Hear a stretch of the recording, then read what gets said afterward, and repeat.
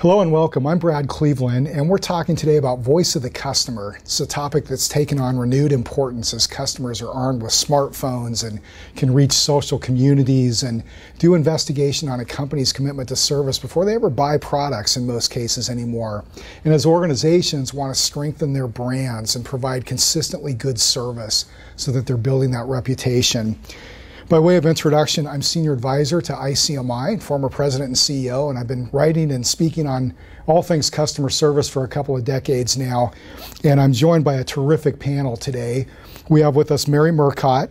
Mary is a contact center futurist, a frequent author and speaker on customer experience, and is currently serving as CEO of Nova One. We're also joined by Todd Hickson. Todd has over 30 years of management experience, 13 of that as a recognized leader in the contact center space, and he's currently the operations manager for Intuit's Accountant Professional Division. And we have with us John Goodman. John's a co-founder of the research firm TARP, and he's managed over 1,000 customer service studies.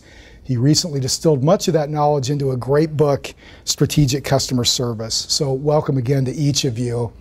I also want to add, each of our members today are a part of ICMI's advisory board, and they help us put conferences together, and they contribute not only to their own organizations, but to our industry as a whole. We want to thank them for that. So thanks again to each of you for being with us, and welcome. Let me start with two questions that maybe should have obvious answers. I'm not so sure they do. And John, let's start with you on this. What is voice of the customer, and why should anyone care? Well, the voice of the customer should be a description of the end-to-end customer experience based on a range of different kinds of data that highlights both the opportunities and the problems that customers are experiencing. And why should people care? It should be highlighting the revenue implications of enhanced service and quality, which we find tend to be 10 to 20 times the cost implications. And you know, John, too, without our customers and what we provide them, we lose our whole reason for being. There's a CEO out there, a pretty cool company I know, and he tells a story about being in the soft drink industry. And they were so focused on their competition that they lost sight of a mile of bottled water coming down the road. You know, for years we've looked at right call to the right agent at the right time. But I firmly believe it's time for us to move to right call to the right agent at the right time with the right answer and in the right media. Mary? Sure. I think that voice of the customer is really about how are you doing about fulfilling your brand promise. You know, every customer interaction, be it email or mail or an advertisement, is about improving brand experience. So there's no in between. You either hurt the brand or help the brand. In a nutshell, Mary, what are the key components of an effective voice of the customer process?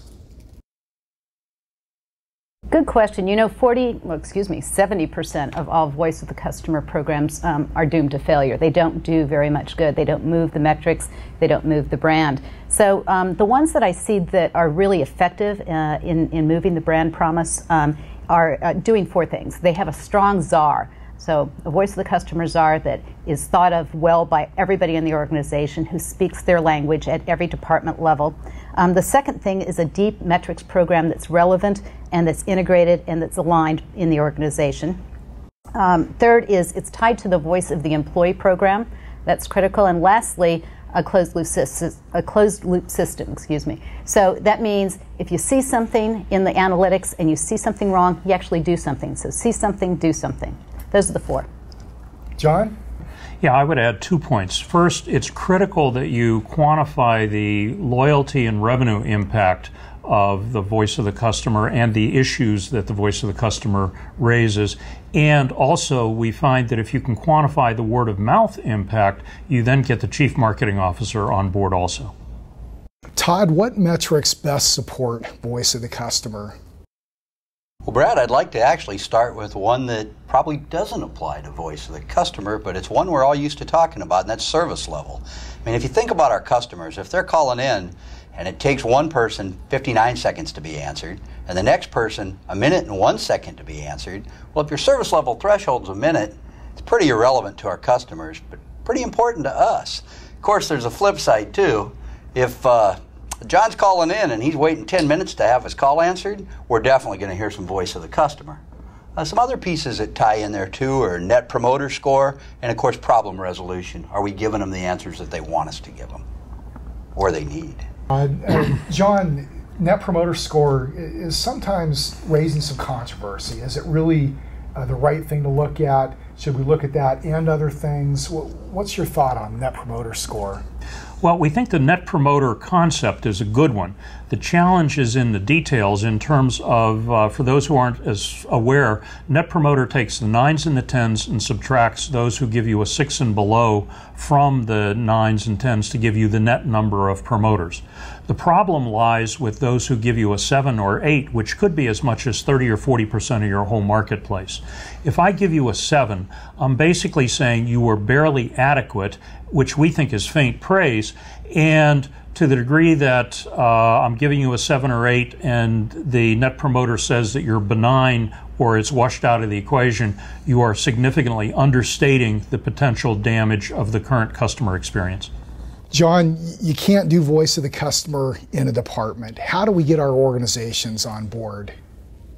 We find the best way of getting everyone on board is to appeal to greed. If you can say how much money can be made or how much additional success a department can achieve by using the voice of the customer, you are going to get buy-in from anyone. The one prerequisite is that you don't embarrass them.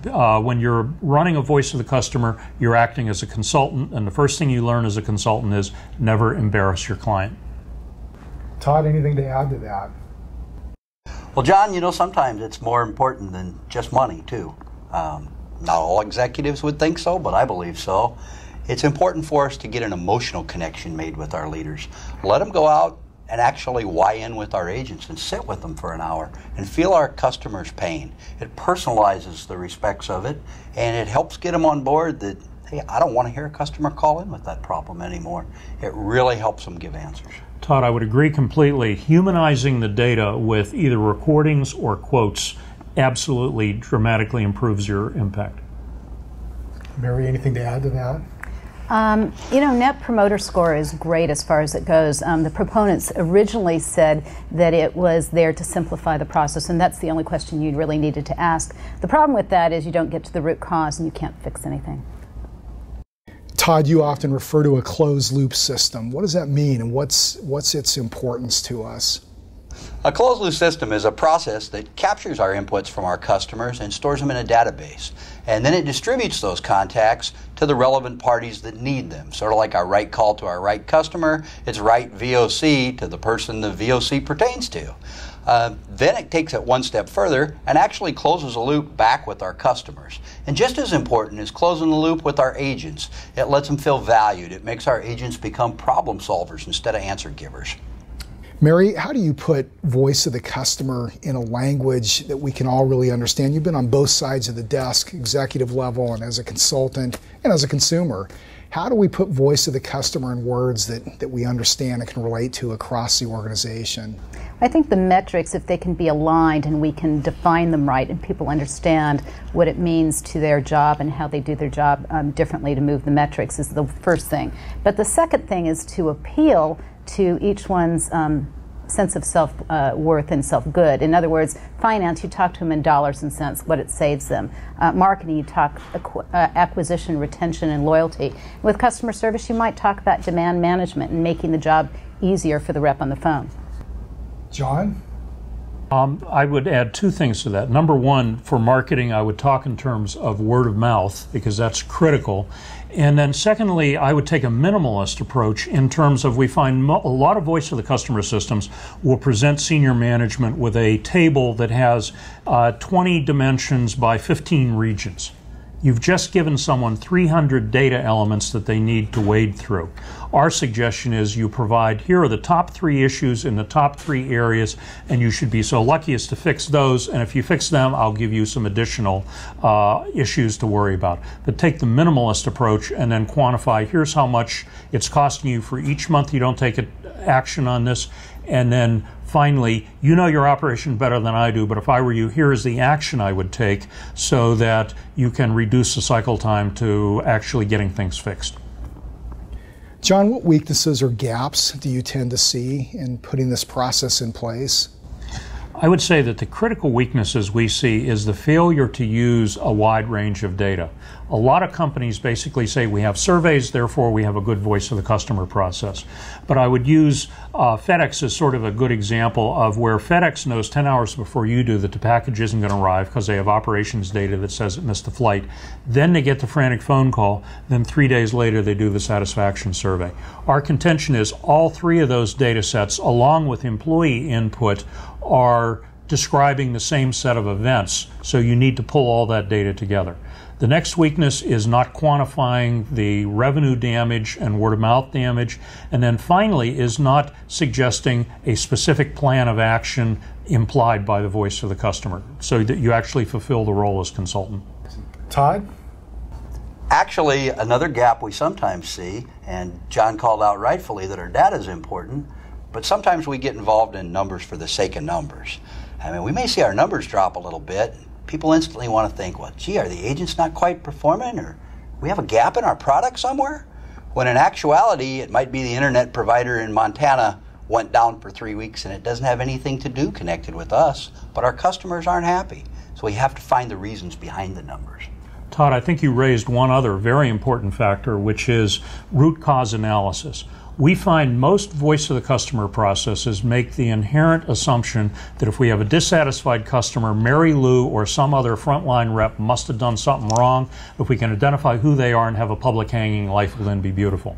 We disagree with that. We think that in most cases the service system is telling the customer exactly what they were told to say, and we find actually that customers cause 30% of all their own problems, and broken processes and sales and marketing misleading the customer often are the balance of the causes. So a root cause analysis that is not making the assumption that employees screw up, but in fact look at the customer and the corporate processes and products is important. Todd, how do we find a balance between voice of the customer, voice of the employee, and the interests of our shareholders, our stakeholders? Well, actually, it's sort of a simple equation. You take voice of the customer and voice of the employee, and it equals a happy shareholder. I usually like to start with the employee, and I know that may raise some eyebrows, but if I don't have a really engaged employee who has the right tools and the right processes in place, it's not possible for them to give the customer the answers they need. And of course, then the customer is involved. You have to have customer-designed innovation. Our customers dictate quality. They define quality for us. And although it is simplified a bit, and there's obviously more to it, happy customers, happy agents should equal financial output that's going to make for a happy stakeholder. I always like to think of it as the three-legged stool. Three-legged stool is going to stand no matter how long each leg is. But if they're not all balanced, you're not going to sit very comfortably. Mary, how do you justify the cost? And what do you say to those who say, hey, we're already doing this. We've got surveys, we're listening, but they really don't have the depth of what we're talking about? Well, the fact of the matter is that voice of the customer should tie very, very closely to customer loyalty. And we know that Harvard Business Review, in fact, said a 5% increase in customer loyalty usually equates to 25 to 85% increase in profitability for the company. If that isn't an advocacy for voice of the customer, I don't know what is. John, what about time required? Every executive gets so many reports. How do we make this valuable, and what kind of time should they expect to invest in this process? Well, I think the critical thing in making the voice of the customer impactful in a way that does not burn a lot of executive time is to have the right kind of analysts doing the voice of the customer analysis and production. We find in a lot of organizations there will be a relatively junior call quality analyst who is told, oh, by the way, also put together a VOC for senior management. You need someone with a lot more sophistication than just a call quality analyst to do it. It has to be someone who understands the organization across all the different functional units, and then be able to distill the vast number of issues that are potential issues into the 2 or 3 that have the biggest impact, and ideally distill those into a single page.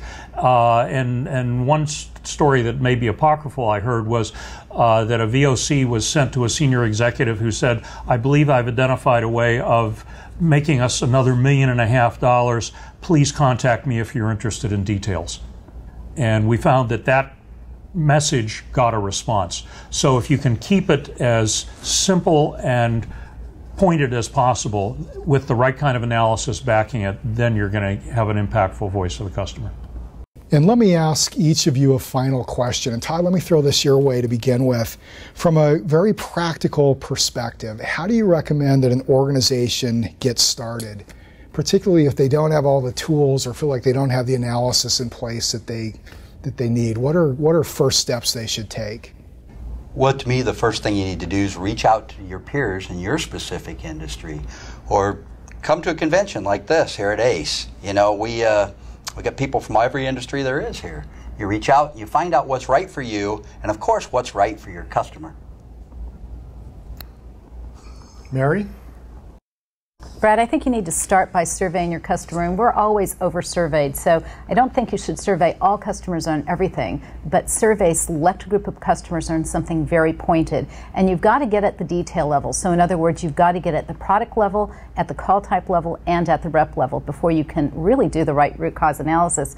And lastly, I'd caution, this takes time. A voice of customer takes 2 to 3 years to really take hold, and corporate attention span is very, very short, as we know. They don't go to 2 to 3 years, 2 to 3 weeks, 2 to 3 days at most. So it takes 2 to 3 years to build over time something that's great.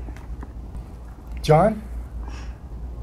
I would build on the comments of Todd and Mary in terms of I'm very much a strong advocate of better a small success than a big disaster. So what I would do would be to pick one issue that has been dragging on for months or years that everyone agrees is something that is screwing the customer and at the same time costing the company revenue, and do a preventive analysis on that one issue, pulling together multiple kinds of data, create the economic imperative to get it fixed, and then actually have a small success. From that small success, you then move on to the next issue, and over 2 or 3 or 4 issues, you're then going to build the credibility of, gee, this voice of the customer thing actually is having some positive benefits. Maybe we should invest more. So again, start off in an ad hoc way, do the heavy lifting and the analysis, even let other departments take credit for some of the successes, and then from there you'll have a base where you can then start asking for support and resources from all the other departments and from senior management. Well, this has been interesting and enlightening and extremely valuable. Thank you. And thanks again to each of you for joining us. We wish you much success as you harness the enormous power and potential and voice of the customer, and as you build out your services in the coming days. Thank you.